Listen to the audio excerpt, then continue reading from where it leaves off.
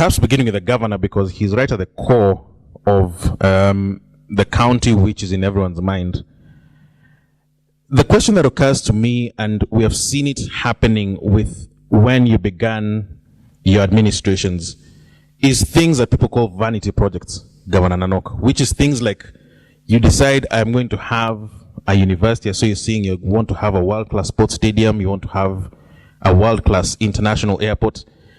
If this is replicated in 47 counties, including Nairobi, won't we have duplication of things? Isn't it worth it to think about things at a national level as opposed to at an each county level? In your county, it's understandable because of your resources, but everyone else will say Bungoma wants one, Kajiado wants one, Nairobi wants one. That becomes very duplicative. It's not about duplication. If you look at all development countries and those that are on the line of developing, they have managed to get there through devolved governance. Talk about the countries in Asia, talk about in Europe, in America. That's a system that is functioning. And there are certain priorities that are specific to certain areas that may not be priorities at the centralized level. So what you are doing is you'll be thinking about developing the entire country, every part of the country, at the speed and at the priorities which people think that the focus of resources should be put into. So I do not see any duplication. I think all what the Kenyan citizenry needs, even up in Turkana in Kibich, the farthest point, is better services, and to be able to get better medical care, to be able to move on a better road, to be able to take their kids to school. So when I say that the 47 counties can at least be able, I mean, it provides a very good opportunity if they were to pick on one critical flagship, including national government, then the entire country is going to turn, and the GDP is going to triple even, if not go up 10 times. Wallace, I don't agree with you that we are duplicating. I think it's about dreaming. It's about vision. If you allow everyone in this country to dream, to have a vision, then we can make progress. But if you allow only Mr. Mugo Kibate to dream about Vision 2030, and no one else should, we'll not go anywhere. So in my view, if a governor says he wants to have a world-class sports stadium, he wants to have a world-class airport, that is a wish, that is a dream, that's a vision they want to have. They probably will end up with a Kenya class, not world-class, so they'll probably end up with something, but you must think of something big in terms of development. Ultimately, it will encourage him now to think of resources. And resources is not about government. I think resources is about, I think you've seen in this presentation, he talked about public-private partnerships, but more importantly, if you look at our capital markets, people are looking for opportunities for investments. So it's not about just government, and I think many of the counties are looking at tapping resources. All of you want to invest, so the opportunities out there. So I think it's about targeting, it's about aiming for the moon, or the stars, and you'll probably end up on the moon. So, but allow us to dream. The bottom line is we are inviting investors from across the world into the country. That's why county governors have gone out of their way to travel out of the country to look for investors. County governors have been in the US, they have been all over the world trying to look for, because initially we all relied on national treasury to look for investors. Not actually look, they have never, I don't know, any time when our government at national treasury level went out to look for investors, the only thing they ever do is attend a meeting in IMF and World Bank. Today we have governors and others who are moving out and going out, and the other day when we went to the president in China, you've seen how many governors went, how many of them managed to clinch, deals with. So you have got opportunities. Allow the country to think out of the box. Allow people to go and look for resources. They will. They'll find money to build the airports, they'll find investors, and each county will develop. I think in my view, that's the way to look at it. Let me tell you a live example. A consortium of Kenyans under what we call African CAM Solution recently came looking for business opportunities around the oil fields in a place called Logichar. And they told me we need land. They saw a huge opportunity for consolidating the businesses. and the auxiliary services in the various oil rig areas. And so they said, give us land, we will build an airport here at our cost. What happened after 2 months? They have done a 2-kilometer airstrip. Not a single shilling from government. We've only put conditions on the use of that airstrip that it should be for public use, not a private one. So those are the kind of opportunities that we are looking for as we move forward. And for instance, as a senator has said, the Lodo one, I think we are prepared, even resources that the county is going to get, we are prepared to even do 50% support, because we know the trigger effect this can have on all the other sectors of development. I think it is critical. The other thing is about priorities. I was a member of parliament for 5 years. We've been asking the center to get us service dams, huge service dams in Turkana, so that we can cash off the flash floods. We haven't gotten any money up to now. When Bungoma and Nandi were given dams and they refused the dams, I asked the Minister for Water then, why don't you give it to us who want it? We'll see the use of tapping our water. Why are you forcing it on people who don't want it? So, and that's why I'm telling you those local dreams can actually turn things. And thank God that even if the dams have not come, but at least God has provided us something underneath.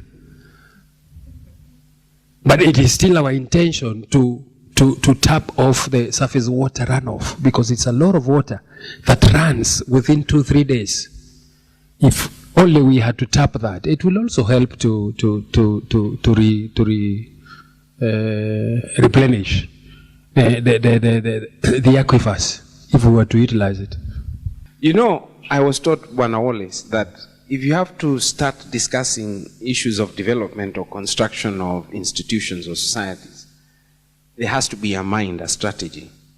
And that's why I'm not very settled if I don't hear from the director of the strategy of government as to how we intend to pull this very question you have asked together, so that there is a way of developing with a vision in mind, a strategic vision and a mission for the country. Because if we go straight to the governors, then we are going to hear what each of the parts will do. But how is the whole being controlled? And I think we have the Director of Vision 2030 here to summarize it for us. However, I leave it to you, but I feel I need to hear strategy. Where are we going? Or how does it connect? I think devolution, the topic that is at hand here, I want first of all to agree with both the governor and the senator that we have a constitution that we all voted for, though I don't think we're prepared psychologically for it. Because I do not believe, I think, unfortunately, I do think that there will be wastage, by the way, especially these first few years, Governor. I think you have, it's a few governors who will really have presence of mind, and the Senate also, working with them, that will not waste resources the first few years.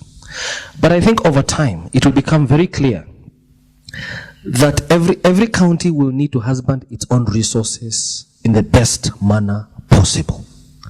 So if they have a white elephant of a project that takes all their resources, it's highly unlikely, in my view, that a county government, with the governor, the county assembly, the Senate there, the national government also working with them, will spend all their money on white elephant projects, right? Because they have scarce resources. These resources are not all that abundant. And not do what the wananchi require to be done. The essential services, healthcare, infrastructure, just essential services that must be given by these governments. And so they will then turn to private sector, which a lot of them have. And private sector, which is you, is unlikely to invest where there will be no return. Highly unlikely that you guys are going to go to all these counties, get into some vanity project where you have no return. And if you as private sector find that you have a return in that particular project, likely that's not a vanity project. I think, and he's right in terms of when you're developing strategy from the national level. What you do, you look at the whole country and you say, given our water towers and our water sources and the requirements for water, we need Nzoia Dam. We don't need Turkana. But then the people in Nzoia have their own local perspectives, and so do the people in Turkana. Devolution, therefore, now in my view, allows things to shake themselves out in a way in which projects that have been forced from the center for decades and have never worked might now start to begin working. I also believe that many of the national projects, like from the perspective of infrastructure projects, projects such as special economic zones, the resort cities you're talking about, even Konza, where you've had quite a bit of debate. That debate between the counties of Makueni and Machakos actually is a healthy debate, because it is now being held in real terms. What previously used to happen is you'd have Konza being planned from Nairobi. Minister has spoken to, the PC, the provincial commissioner then, and the provincial commissioner has said, don't worry, I've dealt with the politicians, or maybe a few MPs have spoken to the minister, and the project starts, but really people are not happy on the ground. And along the way, they will kill it. Right now, the debate between Makueni and Machakos on Konza is a real debate on the real issues. And once that is resolved, that project will take off. Because the local leadership elected at the grassroots level is now putting all the concerns they have there. And there's total ownership. So it is a bit messier. That's a fact. Democracy, devolution is messier. And in the beginning, it will be a bit complicated. But Mogo, here's a question, and let me stop you right there. What if the people of Makueni and Machakos, and don't forget Kajiado County as well, which I suspect is inserting itself into that, decide they don't want Konza City? Decide they don't want some of these Vision 2030. If a national project like Konza, driven by national government, is not owned by locals, it will never work. So if the national government cannot convince the people of Makueni and Machakos that Konza is a great project, then Konza is not a great project. If you get my drift. That's what we have to put in our heads. We should not be wedded to projects just because, we're in Vision 2030, we say there's Konza, we say there's Lapset, we say there's that. If a project is that great, there's no way local leadership will reject it. Because there are great benefits to that local leadership and their people. And remember, these county leaders have to deliver to their people in real terms. It's not just a game here. They have to get elected. The people who elected them expect them to deliver. So if they reject Konza, it means there's something better to deliver to their people. And if they do, so be it. So, sorry, I can't give you a whole Vision 2030 project by project, but all I have to say, Wallace, is you've heard about Lapset, you've heard about Turkana, you've heard from the senator. Across this country, we've got many projects we're talking about. You've seen the infrastructure projects.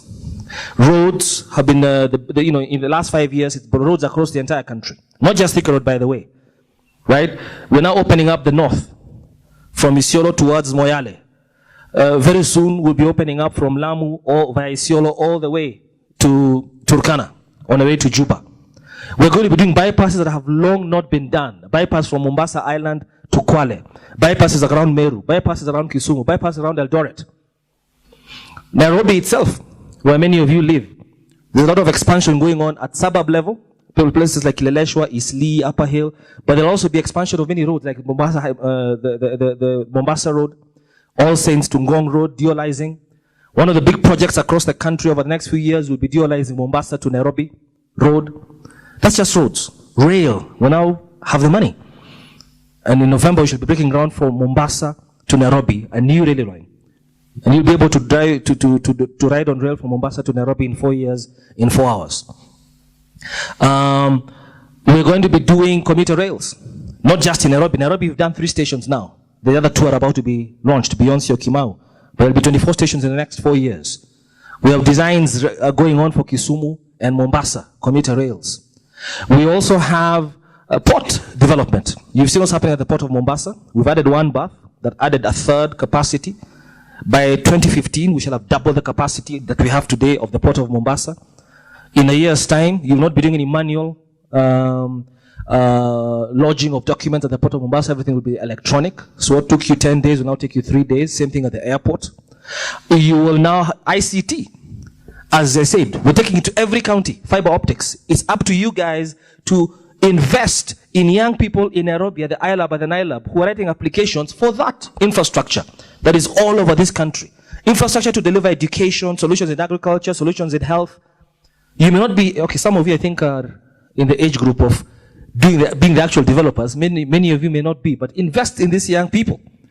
And as a partnership between money and brains, you'll do very well in helping county governments offer solutions that today, or in five years ago, could not have been delivered in Turkana or in Mandera.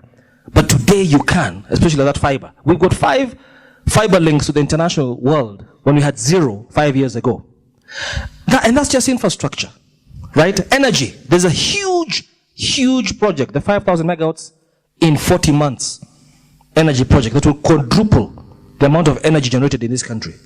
Those of you who are familiar with coal-fired production, you know, come on, go think about it. We need 2,000 megawatts in 40 months. Coal-fired production. Geothermal, 1,600 megawatts in the next 40 months. Gas, 1,000 megawatts. And for gas, the government is willing to help you negotiate the price of gas from Qatar. That's infrastructure. Social areas, education. There's a major overhaul of the education system going on right now. You're familiar with the university one, the University Act, but also at the high school and primary school level and early childhood learning. There are 7 new acts of parliament on access, forcing every parent to take their kids to school. Demand for private schools at nursery school level, at primary school level, at high school level is going to be high. If I were you, I would invest in that area. Healthcare. The Constitution now mandates that access to healthcare. Yes, we have said, we put a caveat there progressively, but that progressively will one day end. Both county governments and national government will be held to account on healthcare. And there will be demand for quality healthcare that is accessible to many people and a growing middle class. Because by 2017, we should be a double-digit growing economy. That's a middle class that requires those schools, that requires those hospitals. Think about social areas as well. Waste management that produces energy. A lot of these big cities are thinking about that as well. Agriculture, value addition. We now want to have a whole value chain, and we want to localize value chains. Not have farms and cattle all around the country and every processing is just in Nairobi and Mombasa. We want processing in Turkana, processing in Mandera. Value chain creation localized so that people in different, today when we say that Nairobi and Mombasa are responsible for 80% of production and taxes, because the value chain is skewed. We've got to push the value chain across the entire country. In fact, devolution is not about devolving resources, money, and you're still having production from 2 areas or 3 areas. It's about strategizing to devolve production by the value chain. Tourism, the same thing. 3 special economic zones, Mombasa, Lamu, Kisumu. Major. Master planning should start very soon. What are special economic zones? Places where you can invest for export. That's where you have regional integration. We have a special status agreement with Ethiopia. Are you familiar with that? Which is a unique opportunity. Because that's a very closed economy but has opened up to Kenya. East Africa is growing. South Sudan wants to join. Ali may have a few things to say about the new strategy where some countries are moving faster than others. But all that is towards accelerating growth, and we need business to come to the table. Government has been driving a number of things. I had a long argument last night. We need business, and I mean Kenyan, East African business. Because if Kenyan business doesn't come to the table, other business will. So I'm trying to pack a lot in a little panel speech, but that's basically what's going on. And I can answer any questions during the course of the day today. Thank you. All right, that was your presentation without the slides. Here then is the private sector. And Dr. Masha, I'll ask you in sort of a roundabout way. What's your biggest fear about devolution on behalf of the private sector and even on your own behalf? I think I'm here representing KEPSA as the vice chair and also the Kenya Property Developers Association as chairman emeritus. And the reason why I emphasize this is because I know that the business community in this country, as we know, is extremely entrepreneurial, almost to a fault sometimes. And we have a lot of ideas. We're ready to go throughout, not just Kenya or East Africa, but the world. There's no city in the world you don't go and find Kenyans in some corner doing business. So the question we have as we watch devolution rolling out and we hear your wonderful, inspiring ideas is that we're still here. We are curious about a number of things. The first one is we've noticed that there is this emphasis on getting international investors in, but we wonder why you're passing us along Mombasa Road as you fly out to go and get people to come and invest in your counties. We also have noticed that many times there's a big emphasis, especially at Ken Invest and different levels, talking about different incentives that are being given, different ways to level the playing field to make it easy for international investors to come. But again, you're passing us. We're here, we're ready, we know you, we're passionate, and we love your people. So again, we want to see a way that you can engage us. But the next level beyond this, where we all envision together, is a question of getting to practicality, because there's two big obstacles we see as business people. Turkana might be hot, the road might not have been done, but many of Kenyan business people know how to calculate that and incorporate that into their financial models and into their risk analysis when they're coming. The thing that makes our projects go wrong consistently is two things, and it's actually at the heart of it is one thing, it's politics. And it has two dimensions. The first one is corruption. So we come and we want to know that we have a transparent red carpet that allows us to come all the way in, and that what you say you're going to do, you really mean that you'll do, and that we can see it in an open way and be able to deliver for you. And the second thing is tribalism. It'll take a short period of time after we've been told welcome, we show up and then people start saying you're from somewhere else. You're really a foreigner, you look different. And these are the things that at the end of the day, business fears. We don't fear bad roads, we don't fear hot temperatures, we don't even fear raising risk capital because we know how to do our maths. Our issue is going to be this politics. Are you as governors and as a senator really willing to make a change so that when you invite us and say we're welcome, we find ourselves welcome when we arrive? I think we are willing to partner with you and provide the leadership and the political leadership. And I speak specifically for Turkana, where I have the mandate of the people to deliver. And I have said it very well that we will partner with the private sector. Second is that certain businesses in Kenya, like for instance oil and gas, I don't think as a country, even as a private sector here, we've had experiences of dealing with this sector. So you will find that international companies are the ones that are dominating. I was having a debate yesterday with Mogo, with a few of the colleagues here yesterday, and I said that 70% of what goes into oil exploration are going into auxiliary services.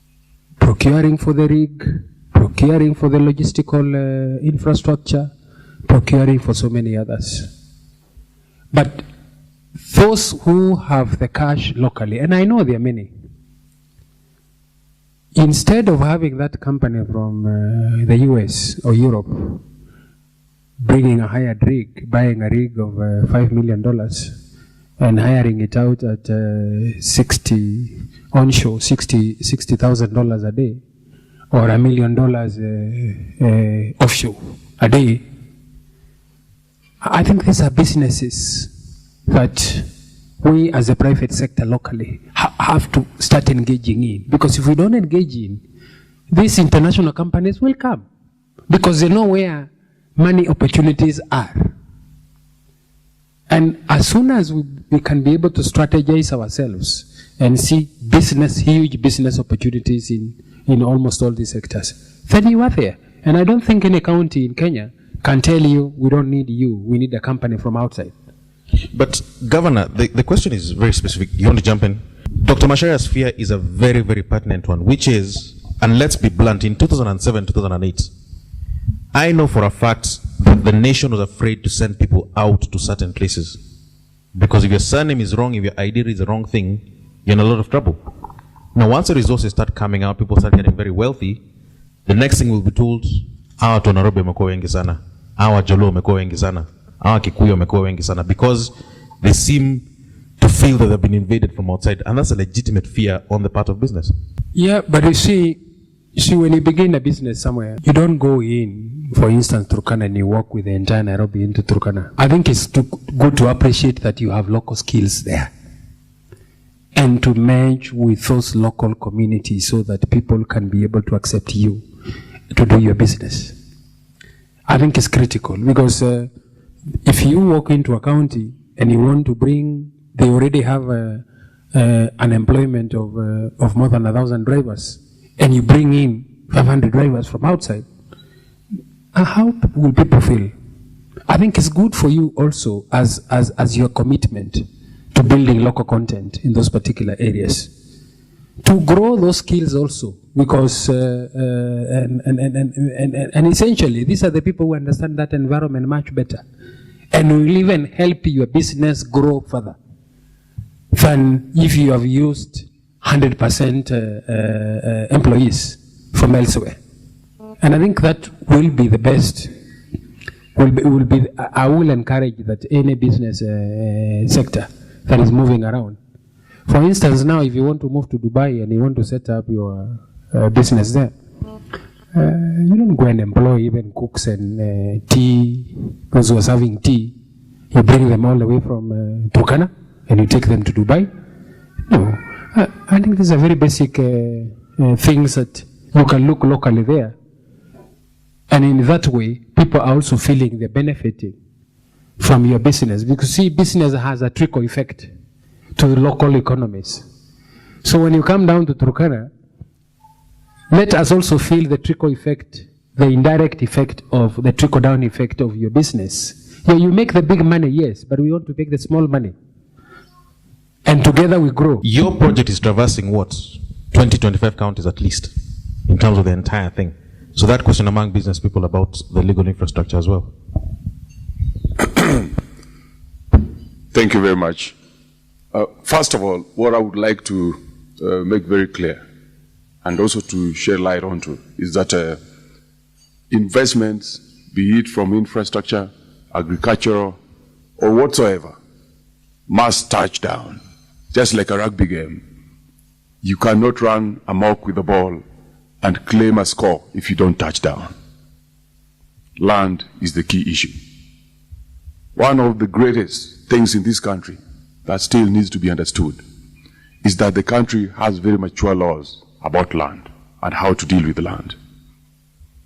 Second to that is that this country, within this region, is actually ahead and has been a model. But I think the area that has not been understood is that most of the things have been done in the realms of projects that are sponsored by development partners.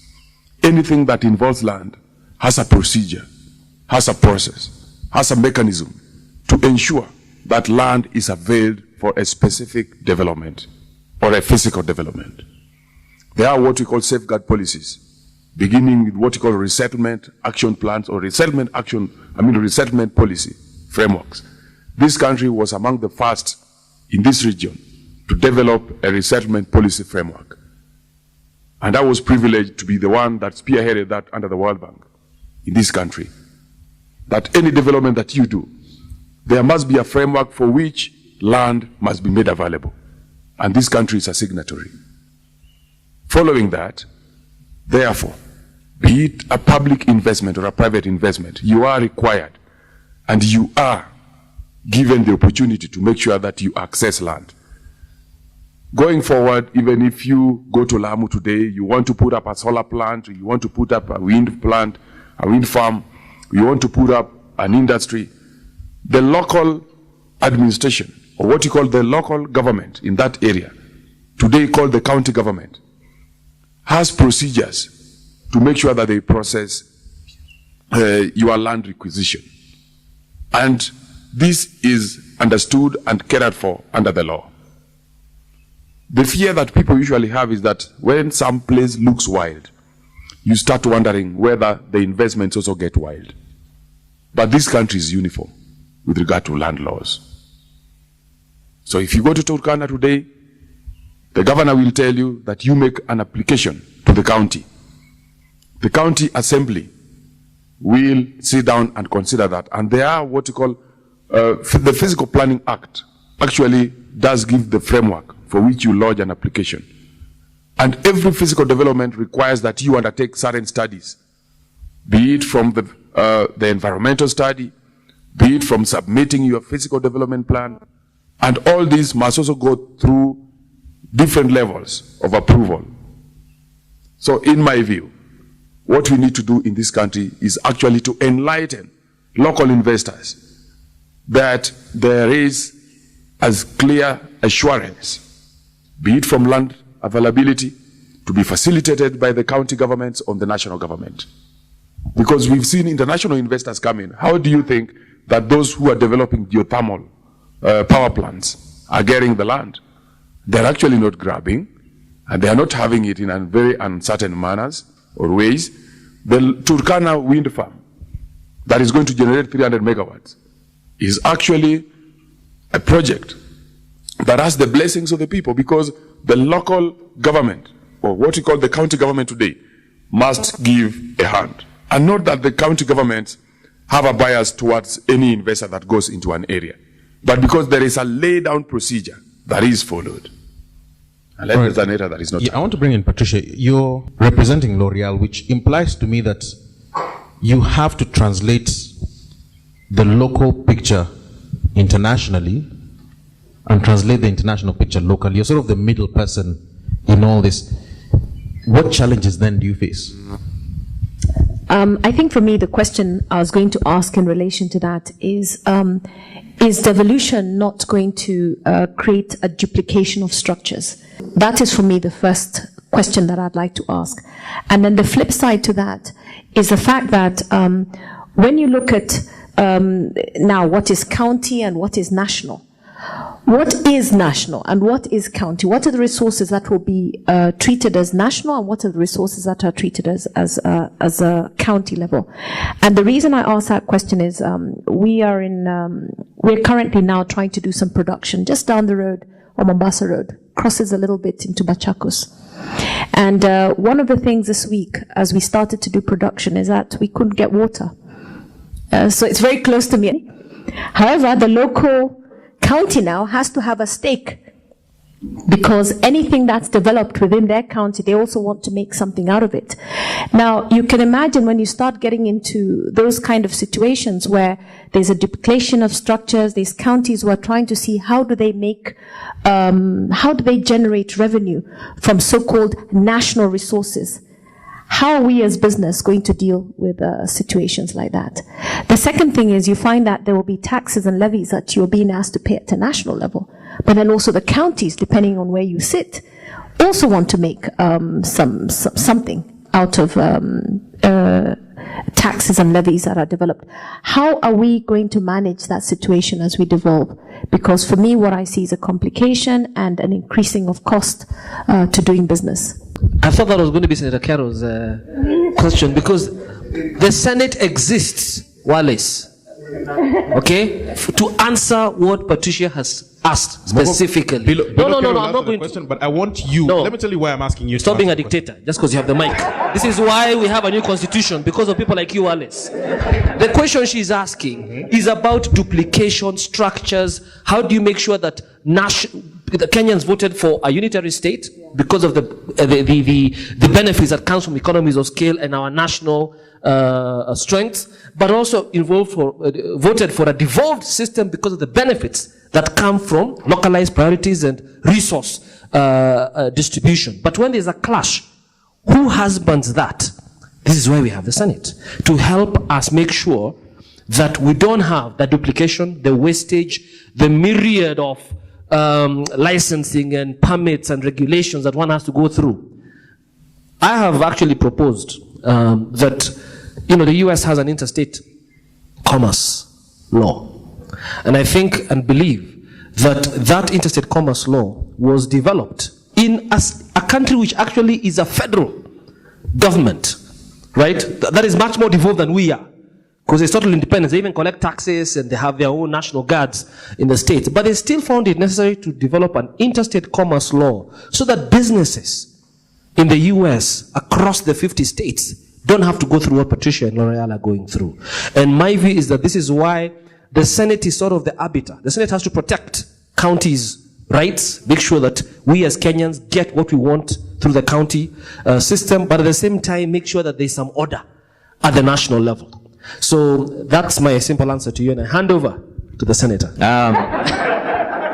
Maybe you can do that, but I can add a little. I think I alluded to the fact that there are teething problems. I think I said in the long term, this thing will work. In the short term, there will be challenges, and I think that's what you're facing, and I think we need to be patient. But let me just mention that we have also what we call Intergovernmental Relations Act, which is a dispute resolution mechanism between the two levels of government in this kind of a situation. What the Constitution provides is that there will be situations like the one that has been described, where a particular function or service is supposed to be done by one level of government, but that level of government can ask the lower government or the other national, either the county government or national, to do it. And they go into a memorandum of understanding between the two levels. So that work will be done by this government. So what's happening is that because of the way things just came on board in the last 6 months, a lot of things are not very clear to everyone. And I think the counties are still trying to build up their structure, but they're under a lot of pressure. The reason why you see these things about, the elections were in March. 30th April, they were told you must do your budget and submit it. You don't deliver your budget to the controller of budget on 30th of April, you're out of the financial year. So guys had to sit down and do budgets quickly. And in the budgets, you're required to also, source some revenue locally. So everyone has to look around him and say, on this water plant, these connections, we need to raise money. So there's been a lot of confusion on that. But I think as we go on, and those are the challenges I mentioned, the teething problems. As we go on, a lot of things are going to be cleared out. Already they're being advised in terms of what, you cannot charge additional rates or, fees or charges on services that are already being charged for by, and they're being advised, some counties also don't know these things, and they're being advised that you don't have to charge money for pulling the water through. You can get income from that factory when it starts running, probably gets some sort of revenue from the factory, but not. So a lot of things are being discussed now, and I'm sure in the next couple of years, these things will be sorted out. I don't see a challenge, but I agree with you. It should not be a burden on the economy. There should not be duplication. Structures, of course, are duplicated in the sense that the national government and the county governments have similar structures in terms of the function, but it should not really lead to additional costs. And in the long term, I have no doubt that there'll be efficiencies once everyone understands what is supposed to be done. Even the functions are not being clear. Until July 30th, I think it's August when they were gazetted, isn't it? That's when the functions were actually gazetted. What should be the responsibility of the county governments and what should be the responsibility of the national government? It was just gazetted in August. Even then, it's still yet, I'm sure if you look at it in the Kenya Gazette, it's not being unbundled properly. So that if it says county roads, the Constitution says the county roads are the functions of the county governments. So when you come to county roads, which they are the main road that runs from Mandera to Nairobi is not a county road, it's a trunk road that links to Nairobi. So is it going to be the function of the county government or is it the national? Those are things that are still being sorted out between these things. But I'm sure in the next a couple of years, these things will all clear out. My second question is more related to the business I'm in. And that's because I listened to the governor for Turkana yesterday saying that there were 1,000 people who came for Miss Turkana. And I'm in the business of beauty, so I'm like, wow. So I don't know if it was 1,000 participants or 1,000 people coming to watch. But either way, what it led me to question is, there is a 2% literacy. What was the literacy rate in Turkana? 2%? What is it? 2%? And for me, the question I asked is, here you are, a county that is going to be very wealthy in a very short space of time, with a very low literacy rate. How and what are you doing to make sure that the benefits actually accrue to the people of Turkana, not to everybody else? Because from what I see, with that kind of literacy rate, the development, everybody else is going to benefit, not to your constituents. And because if I look at my business, for example, how will I come and speak to those, to talk to them about beauty? I mean, with the level, I mean, how are you going to deal with that is a question I'd like to know.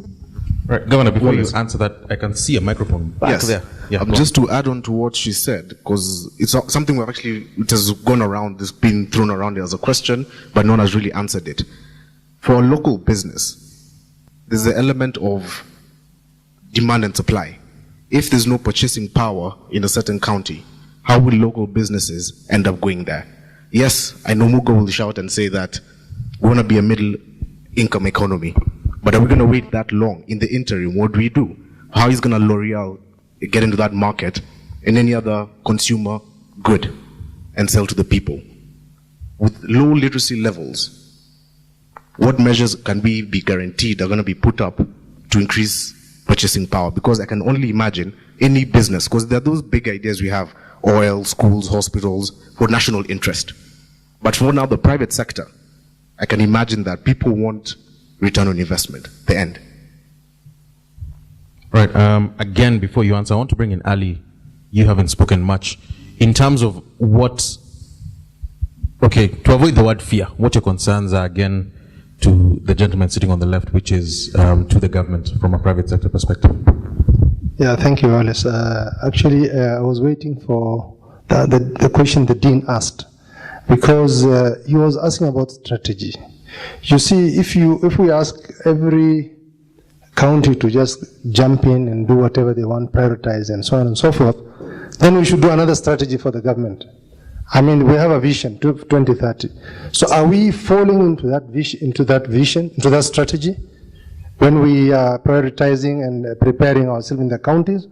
Or everybody is going to now think about what they are going to do? You go to America, you go to Sweden, Israel, you bring guys, and it looks like, it's now everybody for himself and God for us all. So I want to know, is it done in a very organized way? So that, my colleague was asking about duplication also. You put, if you put an international airport or an airport in Turkana, in Mandera, we can understand these are the farthest areas. But when we have an international airport in Nairobi, and you want to put in Kiambu, and you are going to put another in Muranga, I mean, some of these things we have to think seriously about. So is the national government guiding through Vision 2030 the counties on the way forward? Everyone for himself and Mok. Everybody is following Vision 2030. Vision 2030 is the country's national development plan, and that has already been codified in Parliament. We have a sessional paper number 10 of 2012, that was passed in November 2012 by Parliament, stipulating that the national development strategy and plan is Vision 2030. Right now, in fact, last week on Tuesday, if it wasn't for what happened on Saturday, this Tuesday, the President was going to launch the second medium-term plan of Vision 2030, which will still be launched in the next couple of weeks. And that second-term medium-term plan is a 5-year development plan, 2013 to 2017. So Vision 2030 is implemented in 5-year phases. We've just completed the first one. The first 5 years ended June 2013. And there should be a report coming to all of you about some of the things I spoke about is what happened in those first 5 years. The biggest one being Constitution and the devolution we're talking about. Now, in the second 5 years, you have the program of the national government over those 5 years. And remember, we have to be very clear and careful here. This is not, a command control system economy like many other countries that have got development plans. We have a devolved system with autonomous county governments. So the Constitution and the laws that have been passed over the last few years from the Public Financial Management Act, all the county acts, have created a system by which county governments are able to align their own strategic plans to the national plan. There's a system. We're going to have county integrated development plans developed by each of the 47 counties. And each of those county integrated development plans over the next 5 years will be aligned to the second medium-term plan of Vision 2030. Again, I repeat, we are trying to have our cake and eat it as a country called Kenya. We want the benefits of a unitary state that has got a national plan where we are all headed in one direction and all our energies are synergized. At the same time, we want the benefits of a devolved system where there's free thinking and free enterprise, where we have got 47 chief executives and their county assemblies and their own people coming up with their own ideas. And we also want to benefit from that. So it is that balancing act that this second medium-term plan and the county integrated development plans coming from the 47 counties will try and get. Because it is a county governor and his county assembly who come up with their priorities. And you will find that in many cases, there's quite a bit of overlap already. One of the projects he mentioned, the Cradle of Humankind, for instance, project, he will confirm, 2-3 years ago, I called a meeting where he came with his fellow colleague MPs from Samburu, Marsabit, and Turkana, where we began talking about what I felt was the biggest project Turkana had, bigger than oil, which is the fact that the origin of all of us here and across the entire world is right there in Turkana. What can we do about it? Today, it has matured into a major national project and a major county project with complete synergy between the county of Turkana and the national government. So with many of the projects he was talking about. Now, in terms of building airports in Kiambu, building airports, let me tell you something. People can say all they want to say. When it comes to actually putting investments on the ground, reality will hit. There's no way. There is no way county government will use its government resource allocation, or private sector investors will come and build an airport if they think that airport will not have a return on investment. That I can guarantee you. And it's not just airports. It's the same thing. We have the Indian Ocean. You know, Kilifi could ask for a port. I mean, Kilifi also has a sea. Kwale could ask for another port, right? But the Kwale government, the Kilifi government, the Mombasa, Lamu governments will not invest the resource allocation they have because they have a lot of needs the citizens have a lot of needs, nor will private sector investors be attracted to an investment of that magnitude and scale that will not bring a return to them. And as the Senator said, many of these noises you're hearing will even out over time. There's one thing I want to say that we did not do properly, and especially our political leadership, over the last 3 years. There was supposed to be a 3-year period through which the system of devolution was supposed to be phased in. That's why the Transition Authority was supposed to be doing this. But politically it has become impossible. Sometimes I think even the committee of experts, maybe that was a wrong political design. Because if you tell him he's elected today, then you tell him for 3 years, you can't do very much because you are transferring functions. But down there, his voter doesn't know about those designs. That this guy has got 3 years, so he only has 1 year to deliver. So even politically, I think the design might have been wrong. So some of the messes, and as the Senator is saying, some of the confusion you're seeing is things that I think will be ironed out in the next 2-3 budget cycles. Thank you. There is a very crucial question, Governor, now that came to you, which is to do with the size of your market art presence when you ask people to come there. Question came from L'Oreal, it also came from the back of the room. And also the skill set that you have. You want to upskill your people, but at this stage, if an investor comes in there and says, we want to have 10 accountants, are they available? We want to have these sorts of people, but also the size of the market. The United States, Canada, South Africa, South Korea have not developed with a centralized system. What has made these countries reach where they have gone is decentralized services down to the regions. And regions are competing against themselves. Even China now, the states in China, they are competing against each other. And this is why you've seen a lot of progress. The other day when we had a problem in JKIA, the only airport we could divert the planes was Mombasa, but others went to East Africa, to Kampala and Entebbe and Dar es Salaam. I think we should be looking for those things that when we have such a similar crisis, there are also other international airports of almost closer size that can be able to offer the same services. Going back to what Patricia said, yes, growing the human resource is a big challenge for ourselves, and it's a huge priority, particularly for Turkana and the country. The bigger challenge that I'm facing is that for a period of 50 years and many years back during colonialism, the education sector has been managed from the center. Because we are where we are because of that management from the center. If it was different, maybe you could have had more doctors, more accountants, more other professionals. But I think one of the things we've agreed with national government is that we have prioritized education as a priority. Growing the human resource is a priority for that county. You may not get 10 accountants, but you might get 2.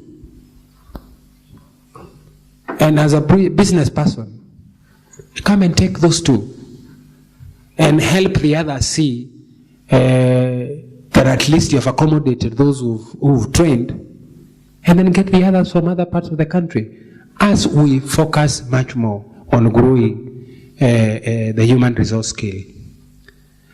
Of course, there is also going to be a lot of partnership and with the universities and the institutes, because if we don't do that partnership, then we'll lose it. For example, oil and gas. The best universities can train engineers on oil and gas are universities in Europe and America. I hope that those skills can now begin to be offered in country. It's cheaper and it is at home. So we can also be able to grow that human resource here. So I know it's a big challenge, yes, but I think it's a challenge that we've taken up. If you saw in the flagships, projects that I was raising yesterday, because those flagships are not only for county government. These are flagships, we have said, for Turkana County. In terms of who will take the leadership in seeing that they're implemented, it will depend. If it's an issue that is specific to national, then national take the leadership as we support. If it is county that will take the leadership, we take the leadership as we seek complementary support from them. There's no neat way of ending this, and it's already 10:47. Can I indulge, or rather ask your indulgence in saying thank you very much? That's the end of that session. Asanteni sana.